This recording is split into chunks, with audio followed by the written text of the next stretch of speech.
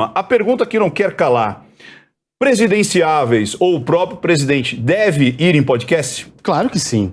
Claro que sim. Inclusive, eu acho que é uma ferramenta que o Bolsonaro e qualquer outro candidato deve usar, porque é uma nova mídia, é um novo formato que está por aí. O jovem consome, o idoso consome, minha mãe consome, entendeu? É muito bacana. Inclusive, eu acredito que é uma excelente oportunidade para o Bolsonaro realmente começar a se mostrar. Quem assistiu o podcast, tanto esse do Rica quanto o do Igor, que ele foi anteriormente, que, aliás, Ricardo, ele também teve índices de audiência gigantescos. Onde ele está indo, ele está tendo índices de audiência gigantescos, ao contrário do seu maior adversário político, que eu não vou falar o nome aqui, vou deixar para o Léo falar daqui a pouquinho.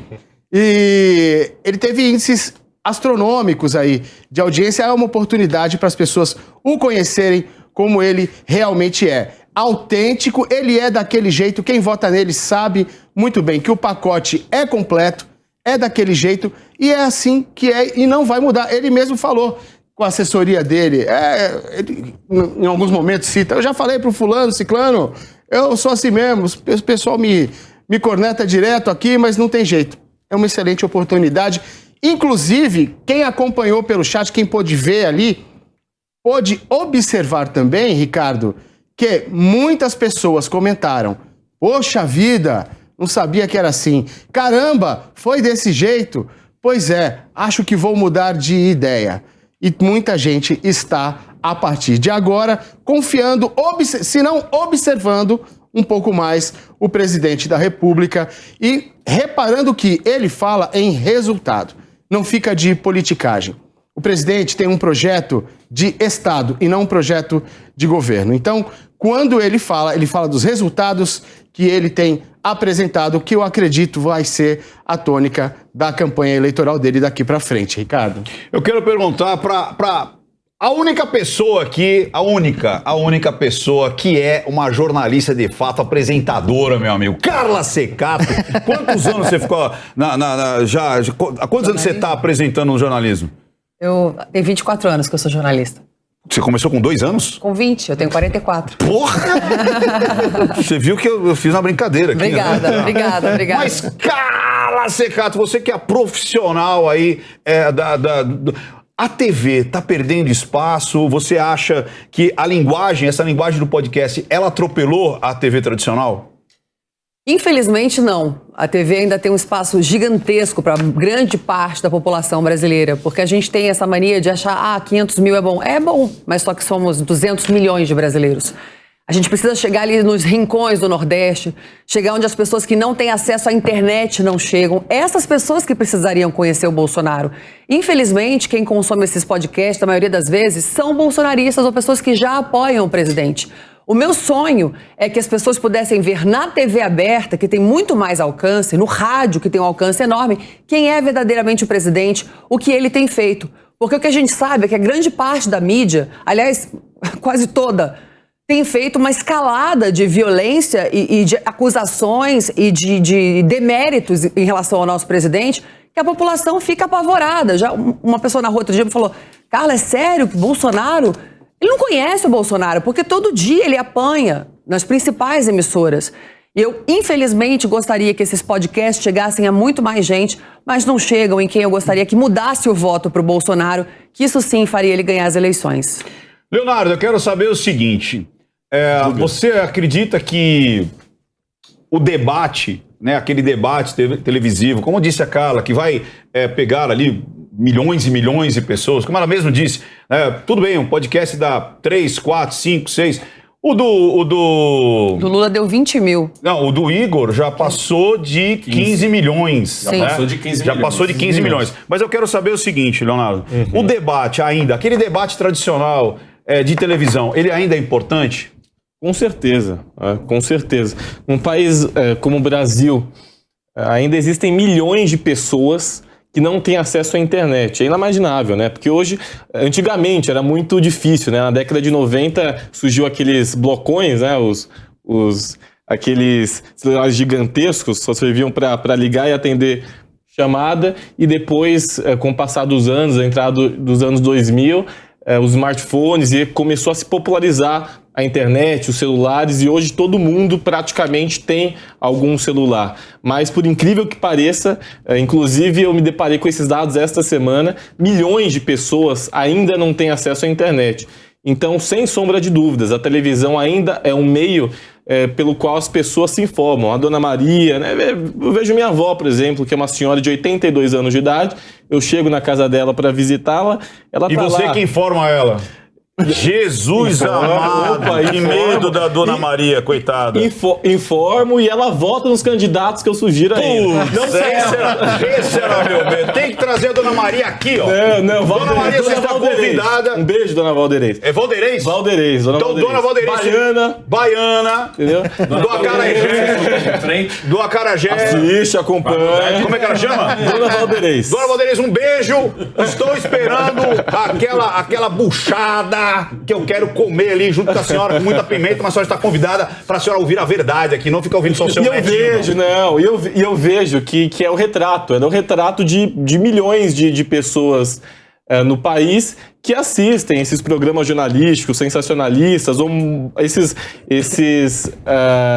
de diversas emissoras de televisão aberta. Então a televisão aberta e fechada também, em menor escala, ainda são fontes de informação muito consumidas, e os debates de televisão fazem diferença. Tanto que agora, depois do primeiro debate para governador do estado de São Paulo, já houveram algumas mudanças em termos de Tarcísio, Haddad, Rodrigo, e a gente verificou essas mudanças por conta do desempenho de cada candidato no debate. Então os debates são levados em consideração, as pessoas estão mais politizadas, as pessoas não estão mais como antigamente, em que elas sabiam o nome de todos os jogadores da seleção brasileira e não sabiam de sequer um ministro do Supremo Tribunal Federal. Hoje as pessoas sabem os nomes dos 11 ministros do Supremo Tribunal Federal e não sabem escalar todos os jogadores da seleção brasileira.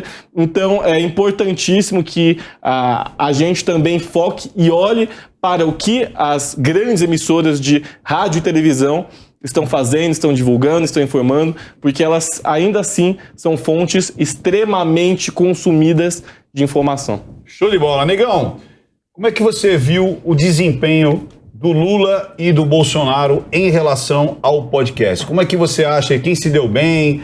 Quem escorregou? Quem poderia ter ido melhor? Me dá um passe. Quem se deu melhor na linguagem no formato podcast? Por incrível que pareça, quem se deu melhor nesse tipo de linguagem, acredite ou não, foi o Ciro Gomes. Porque Cirão do coração. Esse já tá ligeiro com o negócio de podcast há muito tempo, não é à toa que ele tem o dele. No embate entre Lula e Bolsonaro, é até meio covardia a gente comparar os dois, porque na mesma hora em que estava tendo a live do Rica Perrone, que é sempre bom a gente lembrar que ele só tinha 300 mil inscritos. Ele não era um canal como o do Flow, ele não era um Podpah, ele não era um Pod Delas, que é onde o Lula logo vai. Ele era um canal pequeno, 300 mil inscritos. E ele conseguiu colocar 454 mil pessoas para assistir o presidente. Só para fazer uma grandeza, só para o pessoal de casa entender. O do Flow, ele tinha 4 milhões de inscritos. 4 milhões de inscritos. E do Rica, 400. Ou seja, 10%. Não, menos, que é 300 mil inscritos. Menos de 10%. Isso. E ele quase conseguiu a mesma audiência. Exatamente. Só para o pessoal de casa que de repente o Rica bateu o Bolsonaro no Rica Perrone, bateu o Lula no Podpah, que já tinha 3 milhões de inscritos. O que vocês têm que entender é o seguinte, nesse mesmo momento em que o Bolsonaro estava fazendo a sua entrevista lá no Rica Perrone, o Lula e o Janones... Eu ouvi de fontes que a ideia foi do próprio Janones, não foi do Lula, abriram uma live para falar umas fake news sobre o auxílio emergencial. Tinha 17 mil pessoas assistindo o Lula, 17 mil pessoas assistindo o cara que, segundo as pesquisas, ganha de todo mundo e, se vacilar, ganha em primeiro turno. 17 mil pessoas. E ao mesmo tempo, não eram em momentos diferentes, ao mesmo tempo... Num canal menor, porque o canal do Lula é um canal com mais de 500 mil inscritos, num canal menor, estava o Jair Bolsonaro dando um show. É fácil pro Bolsonaro ir nesses podcasts só e falar e ter audiência? Viu, Negão? Só para falar em números também. O do Janone, que ele tem, acho que é 8 milhões de seguidores no Facebook. No YouTube ele tem 1 milhão e 300. Ele é muito grande no Facebook. Tava com 16 mil espectadores. Isso. 16 mil. É porque assim... A taxa de engajamento... Não, é porque assim, o Lula não engaja. O Lula não engaja, boa parte por causa do PT, que nunca levou a sério a internet, e boa parte porque ele já tem uma mídia, ele já tem a televisão. Esses dias, uma repórter, uma apresentadora da Globo deu a notícia dessa última pesquisa Equest, se eu não me engano, o antigo Ibope. A mulher estava sorrindo.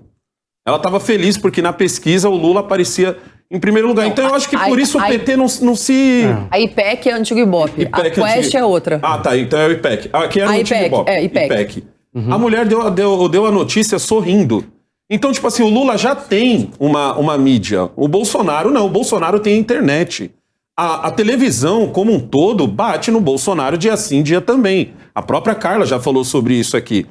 Eu acho que o Bolsonaro deveria ir em todos os programas. Eu acho que o Bolsonaro deveria ir no Roda Viva. Eu acho que o Bolsonaro tem que ir na Globo. Eu acho que o Bolsonaro tem que ir na Record. Eu acho que o Bolsonaro tem que fazer... Tudo bem que ele é o presidente do Brasil, para ele vai ser mais difícil o que eu vou falar agora. Mas eu acho que tem uma coisa que o Lula tá fazendo e o Bolsonaro não tá, que é dar entrevista para rádios de interiores e tal, porque assim, a internet chega longe, mesmo hoje em dia, porque assim, em 2018 o Bolsonaro ganhou só com a internet. Você não tinha fibra ótica, certo? Eu lembro que a minha internet na época era de 10 mega e eu já estava gastando uma bala com isso, entendeu? E em muitos lugares não chegava. Hoje a gente já tem fibra ótica, praticamente em todo o Brasil você tem um 4G, mesmo em cidades mais afastadas, você consegue pelo menos mandar uma mensagem por WhatsApp, onde você ainda tem aquele tipo de internet cabeada ainda, que é lenta, mas ainda dá para você trabalhar. Então a internet chega em todo lugar. Mas as rádios chegam mais longe ainda. Assim como as emissoras de televisão chegam. Eu dou o maior apoio dele lá na Globo e fazer o mesmo show que ele fez em 2018. Eu dou o maior apoio dele ir no Roda Viva, fazer o mesmo show que ele fez. Eu dou o maior apoio dele estar na frente da Miriam Leitão, lá com os outros jornalistas, porque ele só vai enfrentar gente que está contra ele. Aqui, a Jovem Pan é a única rádio em que você vê isso. Você vê aqui o Leonardo, que é mais à esquerda, você vê aqui o Fabiano, que já é mais à direita, a Carla, o Ricardo. Nas outras emissoras não tem isso. Nas outras emissoras é esquerda e pronto.